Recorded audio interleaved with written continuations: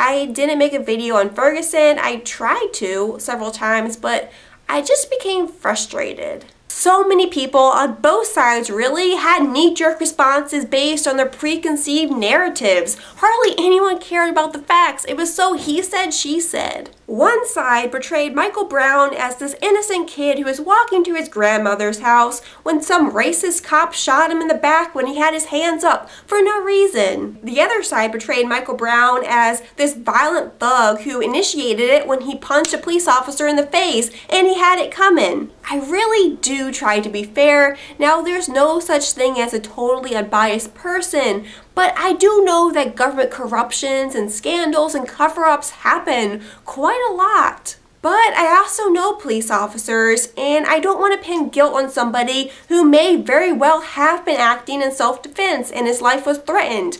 I don't think somebody should be held responsible for other people's bad actions. I found it difficult to provide commentary because I wasn't there to actually see what happened. The details were murky and I know witnesses are often unreliable. Michael Brown's death wasn't filmed, but Eric Garner's death was by somebody with a cell phone, and because of that, it's far more clear-cut and we can see what actually happened.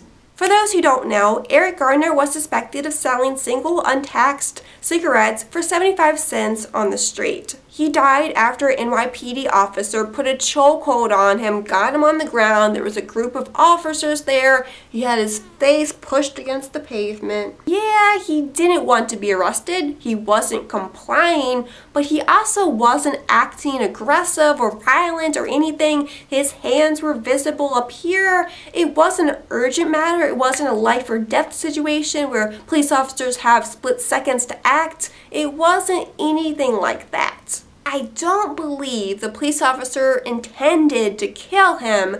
Yes, he was a big man. But to me, when I watched it, it did look like excessive force. It looked unnecessary and unjustified. And now, to my knowledge, chokeholds are against NYPD policy. I'll post the video link up here and you can watch it and judge for yourself. Surprisingly, or maybe not so surprisingly, a grand jury declined to indict the officer on criminal charges.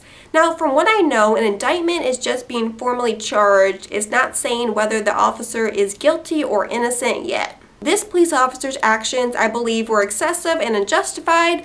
But here's the thing, I don't think that Eric Garner's should have ever been stopped in the first place. Why was he stopped? Because of cigarette taxes, a huge pet peeve of mine. The job of a police officer is to enforce the laws that the politicians create.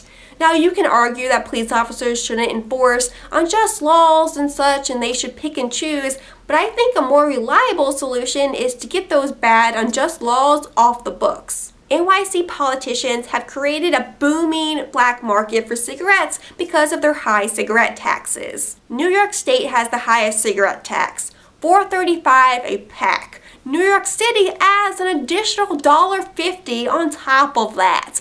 I don't even smoke, and I think that's ridiculous.